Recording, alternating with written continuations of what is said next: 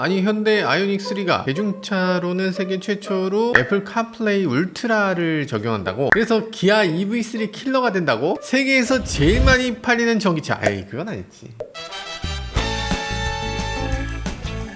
네, 안녕하세요. 모카 김한용입니다. 전기차가 뭡니까? 전기차 왜 타는 거예요? 저는 전기차가 더 잘 나가고, 더 조용하고, 더 승차감 좋고, 더 편리하고, 더 유지보수도 쉽고, 더 오래도 탈 수 있고, 등등등 모든 면에서 좋아서 전기차를 탄다고 생각합니다. 하지만 전기차를 아예 타지 않는 사람들, 전 국민의 95% 넘잖아요? 그런데 이분들이 전기차가 더 좋다는 걸 어떻게 알아? 보통은 전기차를 타본 적도 없는데, 그러면 전기차로 전환하는 그 계기는 뭔가? 가장 중요한 건 경제성이죠.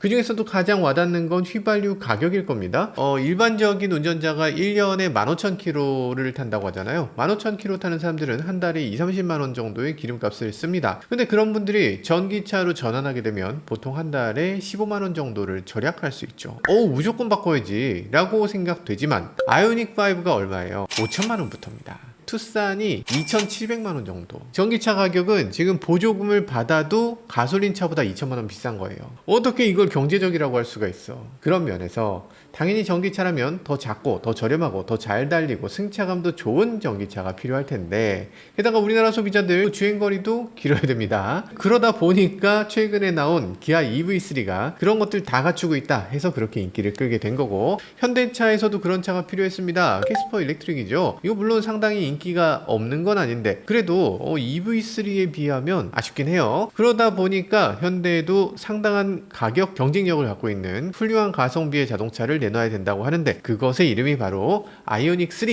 현대가 처음으로 대중 브랜드 세계 최초로 애플 카플레이 울트라를 적용한다고 하는데, 얼마 후에 저희가 보고 올 독일 IAA 있어요. 뮌헨 모터쇼에 등장하게 될 예정인데, 아이오닉 3는 어떤 내용을 담고 있는지 함께 살펴보시죠. 처음에는 이 사진을 보고 깜짝 놀랐습니다. 이게 자동차인지 아닌지도 잘 몰랐어요. 페이스북에 이런 식으로 엄청난 게 오고 있다라고 하면서 하나씩 올리기도 했습니다. 이 그림이 뭔진 잘 모르겠지만 이 그림 자체가 되게 예쁘죠. 차체라고 생각되지 않는 그런 수려한 곡선들이 막 쭉쭉쭉 이어져 있는데 이거 굉장히 예쁘고요. 이거 뭔가 아이오닉 스타일이에요. 그래서 사이먼 로스비한테 직접 물어봤습니다. 이거 뭡니까? 아이오닉 1, 2, 3, 4, 7, 8, 10, 11, 12 중에 하나야 라고 하시더라고요. 그러시구나. 여러분들도 사이먼 노스비를 직접 만나보시면 아시겠지만 정말 무슨 개구장이 같은 사람이에요. 발랄하고 막 주변 분들하고 깔깔깔깔하면서 얘기 나누는 아주 스타 디자이너라고 할 수 있죠. 영국인의 유머를 갖고 있고 미국인의 에너지도 갖고 있는 느낌. 이분은 디자이너지만 기계공학을 전공한 사람이에요. 그러다 보니까 되게 로지컬한 디자인들을 중시하는 사람이기도 합니다. 그러면서 왕립예술학교라고 하는 그 RCA 출신의 디자이너기도 합니다. 예전에 롤스로이스에도 있었고 30대 초반부터 벤틀리 선임 디자이너가 된 분, 정말 스타 디자이너라고 할 수 있는 분인데 현대에 온 지 벌써 10년 넘었죠. 그동안 별로 그다지 앞에 드러나지 않고 좀 두각을 드러내지 못했던 분이기도 합니다. 중국 자동차 프로젝트를 적극적으로 하다가 서울에서 일을 많이 하게 된 지는 그렇게 오래지 않은 것 같아요. 여튼 요즘 점차 모습을 더 드러내기도 하고 주요 프로젝트의 핵심이 되고 있는 것 같다는 생각이 들기도 합니다. 게다가 이 아이오닉 3라고 하는 차는 결국에는 유럽이 주력 시장이 되는 차이기 때문에 사이먼 로스비가 영국인으로서 주도적으로 설명하는 게 어찌 보면 당연하다라고 생각되기도 합니다. 아직 디자인이 완전히 공개되진 않았지만 이런 느낌이라면 괜찮을 것 같아. 여튼 이 사이먼 로스비가 처음으로 보여준 아이오닉 3의 디자인을 조금만 더 깊이 살펴보도록 하죠. 잘 보이진 않는데요. 전면과 후면에 아주 작은 픽셀 램프를 많이 박아놨다는 게 보입니다. 이게 너무 작은 픽셀이라서 이게 디자인 요소라고 하기보다는 빛이 하나씩 켜지겠구나 라는 생각이 들어요. 그리고 뒤쪽 날개를 보면요, 뒤쪽 날개는 이렇게 차체 옆부분에 이렇게 있는 이 라인을 그대로 이어가서 뒷 날개까지 뿅 완전히 꼬리를 들어 올린 것 같은 멋진 모습을 보여주고 있는데요. 귀여워, 예쁘죠? 화려한 느낌을 강하게 주는 것 같고 1세대 아이오닉의 뒷모습을 보는 것 같은 느낌도 살짝 있고, 자 그리고 다음 사진에서는 이런 사진을 올렸어요. 요거는 도대체 뭔지 모르겠는데 업홀스터리라고 썼습니다. 유럽에서는 업홀스터리라고 해서 꾸밈 같은 걸 업홀스터리라고 해요. 인테리어 요소다. 그리고 여기 보면 톡톡톡톡 있는데 요게 아마 스티치이지 싶어요. 스티치를 이렇게 좀 가죽끈 같은 걸로 스티치를 이렇게 말았나? 이런 느낌이 드는데 가격이 저렴한 차에다가 가죽 스티치를 넣고 이렇게 하는 게 일반적이진 않은데 어떤 모양이 될지 끝까지 기대를 늦출 수가 없네요. 콘셉트카 아닌가요? 하시는 분들 계실 텐데, 그래서 지금 아이오닉 3 같은 경우는 콘셉트도 있지만 실제 양산차도 이렇게 있습니다. 이렇게 위장막 붙인 차도 포착되기도 했죠. 크기를 보면 이게 절대 작아 보이지가 않습니다. 바퀴도 굉장히 큼직하고 디자인을 보면 전체적인 모양새 뭐 닮았습니까? GV60하고 닮았죠. 루프라인이 이런 느낌인 게 이게 GV60 같은 느낌이 살짝 드네요. 어쨌든 전체적으로 봤을 때 현대의 아이오닉 5나 아이오닉 6, 아이오닉 9하고는 전혀 다른 모습을 보여줍니다. 그럼에도 굉장히 고급스러운 디자인이고 굉장히 과감한 느낌이라는 생각이 듭니다. 아마도 이걸 아이오닉 3라는 이름을 붙이기는 조금 미안할 것 같아. 너무 고급이야. 그래서 아이오닉 4 정도는 해줘야 될 것 같은데, 근데 안타깝게도 지금 아이오닉 4라는 이름을 쓰진 않을 것 같습니다. 왜냐면 중국에서 지금 일렉시오라는 차가 있잖아요. 이렇게 생긴 차인데 요게 해외로 나올 가능성이 있어 보입니다. 아마 해외로 나오게 되면 이게 아이오닉 4가 돼야 될 거기 때문에 팔지 안 팔지 확실치 않더라도 아이오닉 4의 이름은 비워놔야 되겠죠? 잘 모르겠습니다. 어떻게 될지. 자, 그래서 측면 유리를 보면 이렇게 대각선으로 축 이렇게, 특히 2열 유리는 아주 작고 세련되게 뽑았습니다. 진짜 소형차에 걸맞지 않죠. 그럼에도 불구하고 이 차는 분명히 소형 SUV입니다. 소형 전기 SUV는 이미 현대의 코나 EV가 있죠. 그럼 코나 EV하고 비교했을 때 이 차는 어떻게 되나? 외관에서는 코나 EV보다 작을 겁니다. 그렇다고 해서 실내가 더 작을까? 그거는 또 아니죠. 왜냐면 전기차 전용차가 되기 때문입니다. 상품성도 더 좋고 디자인도 좋고 가격도 더 저렴한 아이오닉 3가 나오면 코나 EV도 명맥만 있는 차, 존재감이 없는 차가 될 것 같다는 생각이 듭니다. 현대차 국내 영업본부는 정말 고민이 많이 될 것 같습니다. 현대도 저렴한 전기차가 있어야 된다는 건 분명한데, 그렇다고 해서 만약에 이 차를 갖고 오면 코나 EV는 앞으로 어쩌란 말이냐, 이런 생각이 들 것 같고, 현대차 우리나라 시장에서 아주 잘 팔리고 있고 수익성도 괜찮고 좋은데, 근데 전기차는 그렇게 잘하고 있지 못하거든요. 전기차는 마진도 적어. 그런데 전기차가 많이 팔려버리면 곤란하죠. 소비자들이 차를 2대씩 살 건 아니잖아. 전기차를 사면 가솔린차 안 사는 겁니다. 그럼 전기차를 더 팔아야 되겠어요? 요거 뭔가 핑계를 대면서 안 팔아야 되겠어요. 여튼 지금 현대기아 입장에서는 그런 차 팔수록 손해겠지만, 지금 눈앞의 이익이 아니라 먼 미래를 위한 보석으로 생각하면 지금 전기차 시대를 좀 선점하는 노력, 그런 비용, 이런 것들을 아깝지 않게 생각해도 될 것 같아요. 일단 우리나라 소비자들이 간절히 바라고 있다고요. EV5가 국내에 도입된 것처럼 아이오닉 3도 한국 출시, 지금은 계획이 없더라도 꼭 출시해 주기를 기대해 봅니다. 그럼 이 차 언제 나오나? 올해 미네모터쇼에서 공개하고 그거 저희가 다음 주에 보내드릴 거예요. 그리고 아마도 내년부터는 양산을 시작하지 않을까라는 생각이 듭니다. 카플레이 울트라를 처음으로 적용하는 차라는데, 카플레이 울트라가 뭔지부터 간단히 말씀을 드리면, 여러분들 아마 애플 카플레이를 많이 사용하실 겁니다. 그런데 카플레이 울트라는 거기서 한술 더 뜨는 거예요. 그러니까 단순하게 자동차를 이걸 블루투스 갖고 그냥 연결하는 게 아니라, 자동차의 이 센터 디스플레이 뿐 아니라 자동차의 계기판이라든지 자동차의 온도 조절이라든지 자동차의 연료 부족, 아니면 자동차의 여러 테마, 이런 것들을 폰하고 연동시키도록 하겠다라는 기능입니다. 자, 좋겠죠? 있으면 좋을 것 같죠?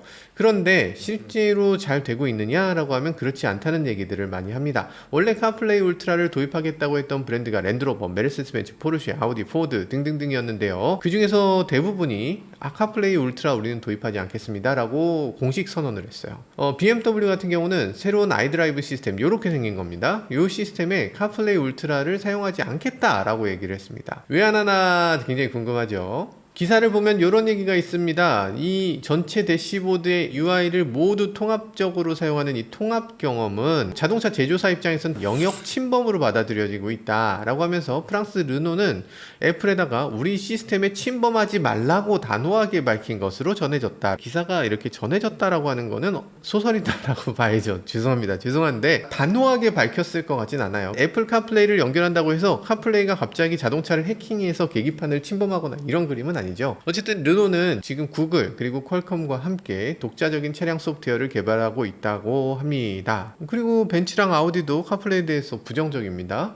기존 카플레이를 사용하기는 해주겠는데 울트라는 거절하겠다라고 얘기를 했다고 해요. 왜 그러냐? 기사에서는 또 얘기합니다. 차량 내 디지털 서비스 수익을 향한 제조사들의 기대가 있어서 그래서 카플레이를 지원하지 못하게 할 것이다, 이런 얘기예요. 그러면서 자동차 산업이 판매 정체가 되는데 인포테인먼트 시스템과 구독형 차량 서비스는 새로운 수익 모델이 되기 때문에 당연히 이거를 허용하지 않을 것이다 라고 얘기를 합니다. 돈 받겠다고? 카플레이 되면은 돈을 못 받으니까 계기판에 지금 디스플레이 요 테마를 막 바꿔주는 거 요거를 다 구독제로 해서 돈을 받아야 되는데 그걸 애플이 해버리면 우린 뭘 먹고 사느냐 요 얘기라는 거죠. 기사가 조금 오버하긴 합니다. 왜냐면 1년에 자동차가 몇 대 팔려요? 세계에서 제일 많이 파는 도요타가 1000만 대 팝니다. 예전에 폭스바겐이 가장 많이 팔 때도 1000만 대였어요. 자동차는 한 회사가 1000만 대 파는 물건인 거예요. 그러면 그 1000만 대가 다 고급차냐? 아닙니다. 그 중에서 실제로 디스플레이가 달려있는 차 한 85% 정도? 15%는 아예 디스플레이도 없어. 자동차의 소프트웨어를 업그레이드 할 수 있는 차는 그 중에 몇 퍼센트인가? 한 60%가 채 안 됩니다.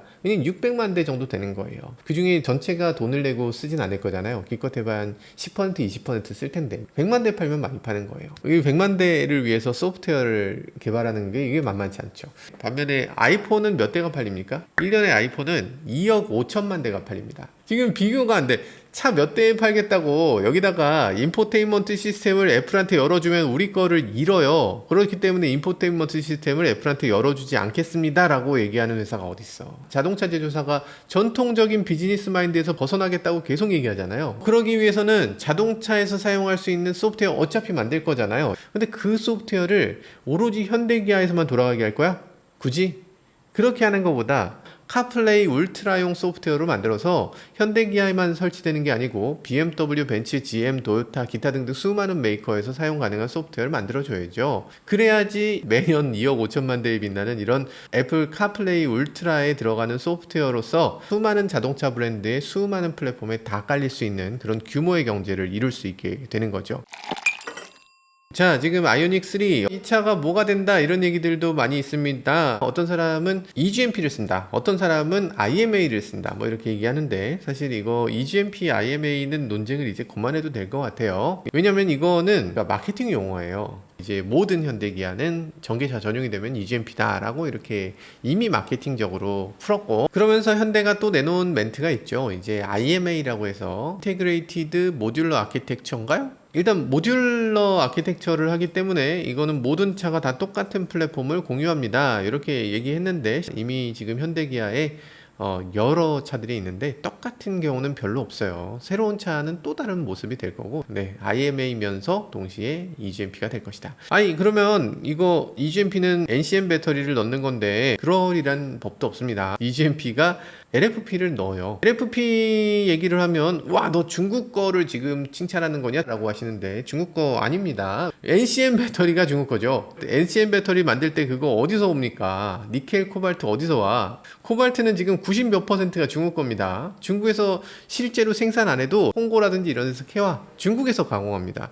우리는 중국산을 쓰는 거예요. 우리나라에서 NCM 배터리를 만들어도 결국에 중국 좋은 일 시키는 걸 수 있습니다. 지금같이 이렇게 미중 갈등이 심각할 때 이때 미국 공장에서 중국산은 아예 빼고 만들어라 라고 하면 대안이 LFP밖에 없는 거예요. 그래서 LFP를 쓰더라도 이것에 대해서 부정적으로 바라보진 않았으면 좋겠다. 내후년에는 이제 EGMP 그리고 IMA가 적극적으로 표현이 될 것 같은데 어떤 식으로 사용하게 될지, 마케팅 용어가 어떤 게 사용될지는 아직은 모르고 그때 가서 조금 더 자세히 말씀드릴 수 있을 것 같습니다. 일단 지금 저희가 IAA 가니까 장재훈 부회장께 한번 여쭤보도록 할게요. 여러분들이 혹시 궁금해하는 것도 있으면 댓글로 남겨주시면 저희가 가서 직접 한번 물어보도록 하겠습니다. 장재훈 부회장 얘기가 나와서 말인데, 장재훈 부회장께서는 2025년부터 2030년까지 13개의 EV 모델을 내놓겠다고 했습니다. 이게 그 중에 하나고요. 13개 어떻게 내놓죠? 그리고 아이오닉이 지금 제일 큰 게 9이잖아.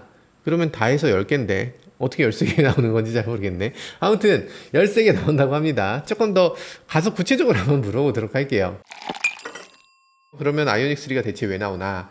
보급형 EV 시장이 굉장히 치열하기 때문에 나온다는 얘기가 있습니다. 특히 유럽 시장은 정말 치열하거든요. 우리나라는 지금 전기차에 대해서 굉장히 부정적인 게 있죠. 근데 유럽은 더 이상 그런 게 아니에요. 유럽 시장에선 전기차는 너무나 당연하게 진행되고 있습니다. 판매되는 자동차 중에 가장 연비가 나쁜 차랑 가장 연비가 좋은 차 모두 합쳐서, 그래서 연비 평균을 일정량 이하로 낮춰야 된다는 그런 규정이 있어요. 그러면 연비가 나쁜 가솔린 차를 팔면 어떻게 됩니까? 당연히 그보다 훨씬 연비가 좋은 전기차를 팔아야 되는 거죠. 그래야 평균 연비를 맞출 수 있다. 최근 들어서 독일 회사들이 죽는 소리 하면서 우리 가솔린 이렇게 하다가 다 죽어요, 전기차 관련 규제 밀어주세요, 그런 걸 보면서 우리나라의 언론 보도들도 유럽에서도 전기차 숨고르기 하면서 전기차로 안 간다는 식으로 얘기도 많이 하고 있습니다. 근데 정말로 전기차로 안 갈까? 그렇게 안 됩니다. 왜냐면 EU는 무려 27개국이 뭉쳐져 있는 그런 이익 집단입니다. 그런데 그 중에서 자동차를 만드는 나라가 몇 개 있어. 배출량의 문제를 겪는 곳은 독일하고 프랑스밖에 없습니다. 그 중에서 프랑스는 어느 정도 했어. 이 상황에서 독일이 우는 소리라는 겁니다. 미국에선 지금 관세로 협박을 하는 거잖아요. 근데 유럽 같은 경우는 친환경으로 협박합니다. 친환경 차를 만들지 않고 너네가 자동차를 무리하게 우리나라에 팔았잖아. 이산화탄소 내뿜었잖아. 그거에 대해서 돈을 가져와 라고 얘기하는 거예요. 빨리 전환해라. 전환 안 하면 우리한테 돈을 내든가, 이런 입장이에요. 좋죠? EU의 지금 27개국 중에서 독일 한 개 빼고는 다 빨리 넘어갔으면 좋겠어요. 굳이 미뤄질 이유가 없습니다. 프랑스 입장에서는 자기네도 조금 아슬아슬하지만 독일보다는 훨씬 이산화탄소 배출량이 낮아. 프랑스는 전통적으로 소형차니까. 그래서 프랑스 입장에서는 팔짱을 딱 끼고 얘기하는 겁니다. 아, 빨리 전환하죠?